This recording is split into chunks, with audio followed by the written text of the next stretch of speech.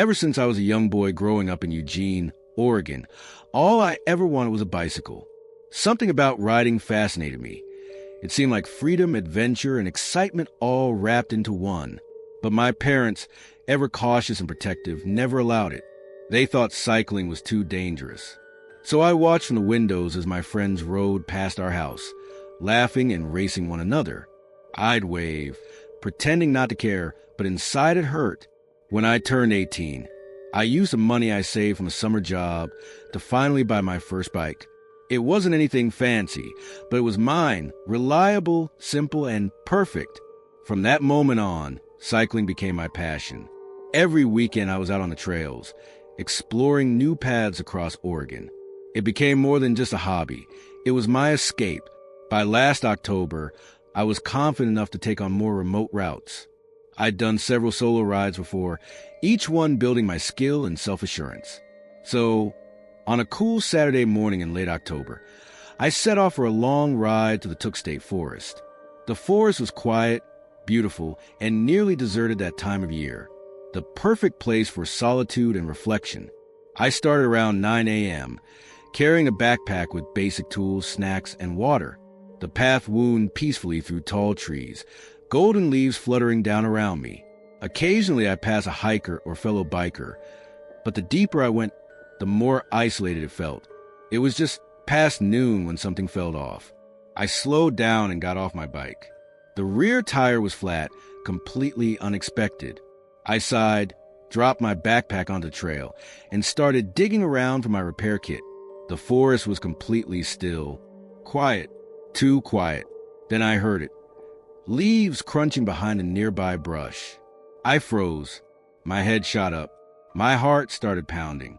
"Hello?" I called out, trying to sound braver than I felt. "Anyone there?" Silence. The sound vanished as quickly as it had come. Probably just an animal, I told myself. I shook off the nerves and returned to the tire, working quickly. Then it came, a scream. It echoed through the forest. Sharp, high-pitched, and filled with panic.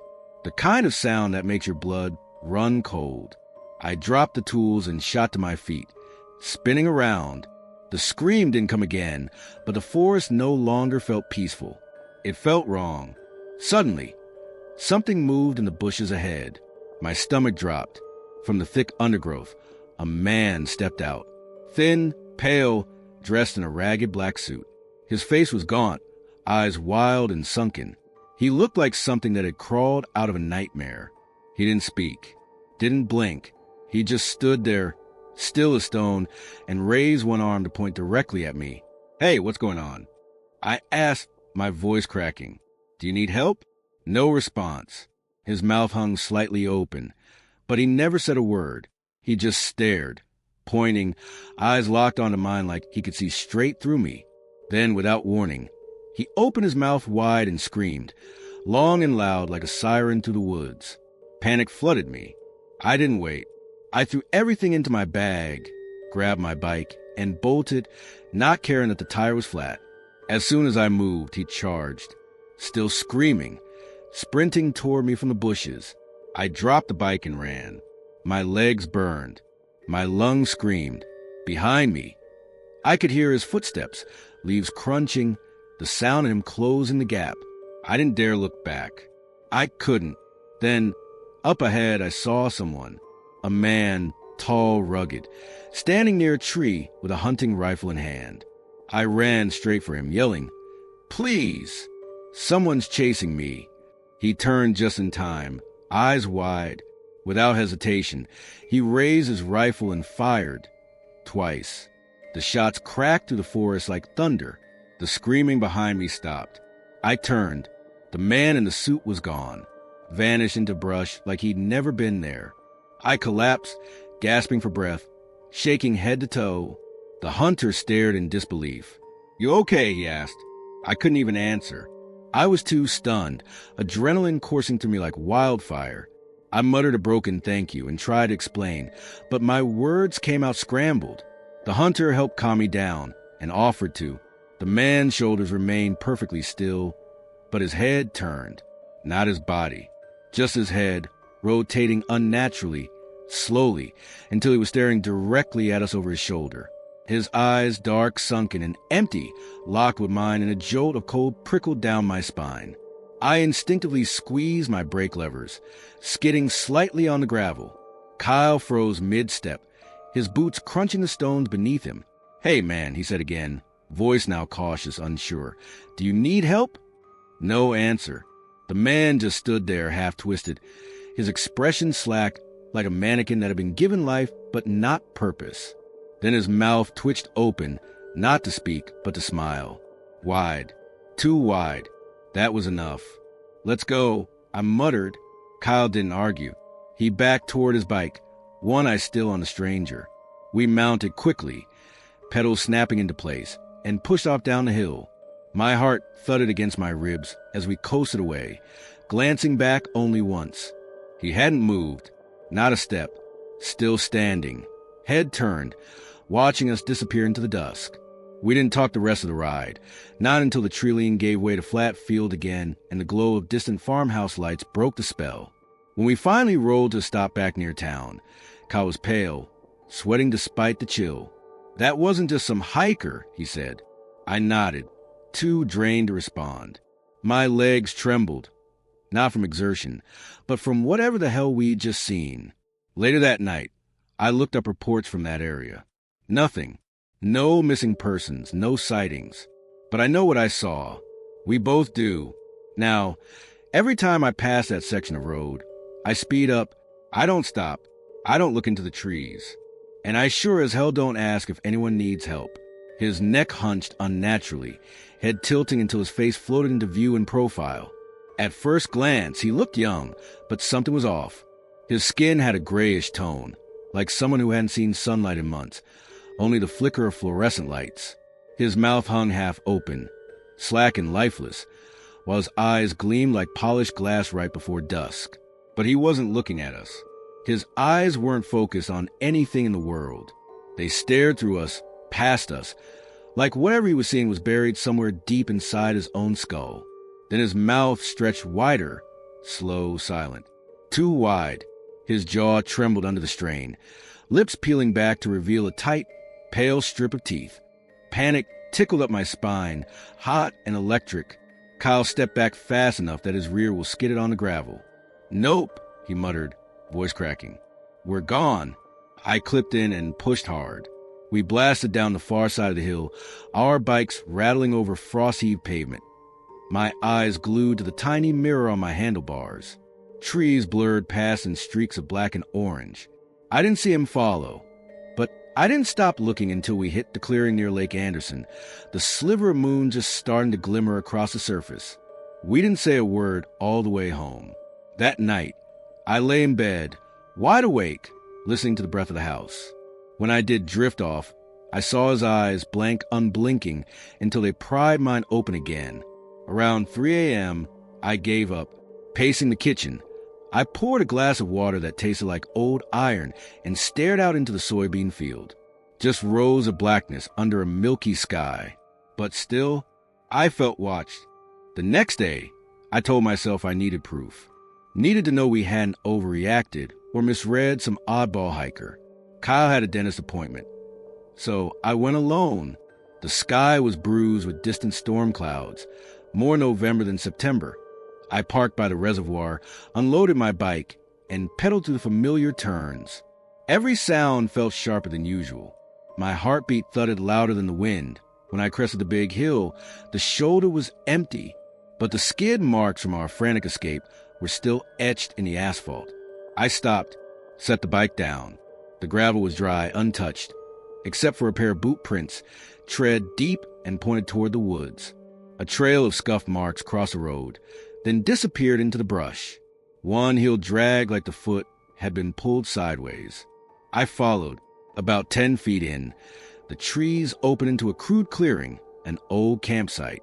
Rusted beer cans, snapped pallet wood, a circle of stones blackened by old fires. But the ashen side had been heaped into a strange cone, almost sculpted. Mixed within were bones, thin, curved, finger-like, maybe rabbit, maybe not. Hard to tell. Above the fire ring, A length of weather-bleached rope hung from a low maple branch, both ends frayed. One end knotted. It swayed ever so slightly, though the air was completely still. Then, from deep in the woods, a twig snapped. I bolted, scrambled back to my bike, calves burning, lungs raw with the taste of metal. I didn't stop pedaling until the truck's cab swallowed me and the doors were locked tight. That night, I called Kyle and told him everything. He listened in silence, then whispered, "I haven't been sleeping either." He said around 2 a.m. each night, he heard leaves crunching outside his bedroom window. Slow, deliberate. His bedroom was on the second floor, 12 feet above the flower bed. 2 days later, Kyle dropped by after work. He looked pale, hollow-eyed. He'd driven a loop in daylight, hoping to spot joggers or anything that would make what we saw seem normal. Instead, he found something worse. A white cargo van nosed into the ditch a quarter mile from the hill. The side door faced the trees, and someone had snapped off branches to cover the windshield. No plates, no windows on the back doors, just dented metal. He took a photo, then called the sheriff from town. Deputies said they'd check it out. But when Kyle drove by the next morning, the van was gone. No tire marks, no cleanup, just twin indentations in the grass and a rectangle of bare earth where something heavy had sat. The next week dragged by in pieces. Sleepless nights, canceled rides. I cleaned my chain 3 times without logging a single mile. We told ourselves it would fade, that the world was mostly good. But I kept the curtains shut. Kyle started sleeping on his couch with a baseball bat by the door. Late September, a post popped up on the Macoupin County Community Board. A grainy photo, cell phone dusk shot, a 2-lane road lined with trees. Headlights glowing against the figure of a man walking the shoulder. Even pixelated, the details cut clear. Drooped arms, pale face tilted to the sky. That red flannel shirt like patchwork. The caption, "Saw this guy on Route 9 near the reservoirs last night. Anyone missing a relative?" Comments flooded in. Some jokes. A couple others said they'd seen him too. Then the thread disappeared. Just gone. The admin claimed it violated privacy. Maybe someone asked them to take it down. Kyle and I don't ride that loop anymore. We change our route. We ride earlier. And sometimes we stick to the gravel lanes where you can see a mile in every direction. Because now we know some things out there aren't stories. They're waiting. In every direction, the gravel roads give us a clear line of sight. But some evenings when the sun hits the corn rows just right, I think about that hill again, the shoulder where we saw him. And I wonder if another rider is climbing it now, coming face to face with a figure fixed in place like some forgotten scarecrow. What unsettles me most aren't the things that felt unnatural. It's the things that didn't. The ash cone, too precise. The bones, sorted, almost counted. The rope, both ends frayed, one still knotted, swaying slightly in still air. None of it screamed supernatural. It whispered human. And somehow, that feels worse. Every fall brings the same copper leaves, the same cricket song hush after harvest. That road is still out there, winding over those hills like it's just another quiet stretch of Illinois backcountry. And maybe that's what it'll stay. Quiet, empty, waiting for winter to erase the tracks. But some nights, when the house is silent and my pulse thumps in my throat, I hear the crunch of gravel in my memory and see him again. The man in the faded flannel, head cocked too far, mouth stretching open to swallow the silence, eyes reflecting absolutely nothing. You can dismiss a story. You can delete a post. You can tow a van. But you can't unmake a place. County Road 9 keeps its secrets. And anyone pedaling into those woods after sunset, they're only borrowing the peace. One day, I fear the road might want something back. Ever since I was a little boy, cycling has been my favorite thing. I still remember my dad buying me my first bike for my 6th birthday. There was nothing like the freedom it gave me. Riding around our small West Virginia town, wind in my face, like the whole world belonged to me. Years later, at 24, that feeling hadn't changed. Cycling was still my escape, my passion. I loved long solo rides, especially through the rolling countryside around Elkins. Quiet hills, fresh air, and the kind of silence that felt sacred. Last September, I set out on one of those rides. A cool autumn morning, the air crisp and clean. I left around 8 a.m., planning to be gone most of the day, just me and the road. 2 hours in, I noticed a narrow dirt path cutting off from the main trail. It wasn't marked on my map, but it looked like a shortcut that might loop back to the route I'd planned. I paused, checked the lines on the screen, and decided to take a chance. The trail turned rough almost immediately. Overgrown, choked with weeds. It was clear nobody had used it in a long time. Trees arched overhead, blocking out most of the daylight. I was riding in twilight now, branches scraping at my arms as I pedaled slow and careful. The silence was heavy. Too heavy. All I could hear was my own breathing and the crunch of leaves under my tires. About 30 minutes in, the path opened into a wide clearing. At its center stood a tall, rusted fence, still intact. Beyond it stretched a forgotten field and, in the distance, an old wooden building, weathered, leaning, almost swallowed by the brush. There were no signs, no warnings, no gates, just a fence, and a feeling I didn't like. I decided to turn back, but just as I angled my bike around, I heard it, a soft rustling in the trees. I froze, scanned the woods, but the foliage was too dense to see through. Probably an animal, I told myself, a deer, a raccoon, but my pulse had already started to race. I got back on the bike and started pedaling, slower now, listening. And then I heard it again, footsteps, moving parallel to the trail, hidden in the trees. I stopped, held my breath, nothing but silence. Then, hello? I called, voice a little too loud. Is someone there? No answer. The forest stayed still. I pushed harder on the pedals, trying to stay calm, but the footsteps returned, steady, pacing me through the trees. That was when fear took over.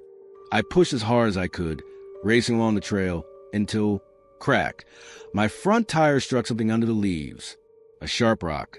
I lost control. The bike skidded, and I hit the ground hard, scraping across dirt and gravel. My elbow and knees screamed in pain. I lay still for a moment, stunned, then sat up quickly. Blood, scrapes, nothing broken. I stood, brushed off the dirt, and heard the footsteps again. Closer now. Turning toward the sound, I saw him, 30 feet away, just at the tree line. A man in worn, stained hunting clothes. His face was weathered, half hidden behind a thick beard. In his hands, he held a rifle, barrel pointed toward the ground. He didn't say a word, just stared with eyes that didn't blink. My voice trembled. I'm sorry. I didn't know this was private property. I was just looking for a shortcut. No reply, just a silence and the slow raise of his rifle. Not aimed, just lifted, just enough to send a message. That silence was worse than any shouting. Without another thought, I grabbed my bike and started running it down the trail, ignoring the burning pain in my limbs. I didn't dare look back, but I could hear him following, slow, steady, his boots cracking twigs in the woods beside me. Each second stretched like wire. My lungs ached, my legs burned, and then, finally, the break in the trees, the exit back to the main trail. Relief surged through me the moment the main trail came into view, shining like salvation through the trees. But I knew I wasn't safe yet. With one last burst of strength, I jumped on my bike and pedaled frantically toward the open road. When I finally burst from the woods onto familiar ground, I risked one final glance back. He was still there, standing silently at the edge of the forest, just watching. He didn't follow. He didn't speak. But the cold emptiness in his stare clung to me like frostbite as I sped away. That evening, shaken and bruised, I made it home. After calming down, I called the police to report what had happened. I described everything in detail. The unmarked trail, the rusted fence, the silent man with the rifle. The officer on the line listened carefully and then told me something that chilled me even more. I had likely wandered onto land owned by a reclusive local man, Albert Thompson. He was known to be fiercely territorial, especially after years of trespassing by hunters. Some claimed he'd threatened others before, though no official charges had ever stuck. But then the officer added something else, something I wasn't prepared to hear. No one's seen him in months, he said. Some folks think he may have died out there. Those words left me colder than the rifle ever could. The weeks that followed were hard. Every time I tried to ride again, the memory returned. That stare, those silent footsteps. It took months before I could even think about riding alone. And even then, I stuck to paved routes, surrounded by people. My friends and family told me I was safe, but deep down, I wasn't sure I believed them. Then came late November. Nearly 2 months after that day, I stopped at a coffee shop in Elkins after work. I was flipping through the local newspaper when a headline caught my eye. Authorities search for missing hunter in remote hills. A chill ran through me. The article detailed how Albert Thompson, yes, that Albert, had been officially declared missing. According to the report, he'd owned a secluded piece of property in the hills and had lived there alone for many years. But nobody had seen or heard from him in quite some time. Following a neighbor's concern, police had visited the site. They found the house abandoned, left as if its occupant had simply vanished. But it was what they found in the woods that truly made my blood run cold. Scattered belongings, torn clothing, empty rifle cartridges. A hunting rifle propped against a tree, rusted from long exposure to the elements. And the date it was discovered? September 28th, the same day I had my encounter. I stared at the paper, numb. If Albert had been missing for months, who or what had been following me that day? The police never found him. His case faded into the shadows of local legend. People talked, of course. Some said he'd died, and that his spirit still roamed the woods. Others believed someone else had taken over his land. Maybe squatting, maybe worse. I tried to convince myself it had just been a stranger, someone off the grid, someone dangerous, yes, but human. Still, something didn't sit right. Winter came, blanketing West Virginia in ice and silence. I threw myself into work, trying not to think about that trail, that clearing, those eyes. Slowly, life returned to something resembling normal. I still cycled, but only on well-known roads, never alone, never near those hills. Then, in March, I got a call from my friend Luke. He's an experienced hunter, knows the terrain around Elkins better than anyone. He told me he and a few buddies were planning to hike and scout the area near the old Thompson property for the coming season. I hesitated. Luke noticed. "What's wrong?" he asked. So I told him everything, every detail. The trail, the man, the silence, the newspaper. When I finished, Luke didn't respond right away. Then he said something that made my stomach tighten. "You're not the first person to have a weird experience near Thompson's land," he said, voice low. "My grandfather used to tell stories about hunters going missing up there. Sometimes they'd find their gear days later. Rifles, boots, even clothes, left in strange places, like they'd just vanished into the trees." He paused. People blamed Albert, but there was never any proof. Then he added, almost whispering, "Folks around here say there's something wrong with those woods. Something that doesn't want visitors." I felt a chill despite myself. Luke wasn't one for tall tales, and he didn't scare easily. His words stuck with me, deep, unsettling. Could something darker than a recluse have been watching me that day? Not long after our conversation, Luke and his group canceled their trip. None of them felt right venturing into that stretch of forest anymore. Knowing my story may have kept them from walking into something unknown brought me a strange sort of comfort. But even now, months later, I haven't ridden anywhere near those hills. And I don't think I ever will again. I request you to please like my video and subscribe my channel, and give your remarks in comment section. It will motivate me to give you best true stories.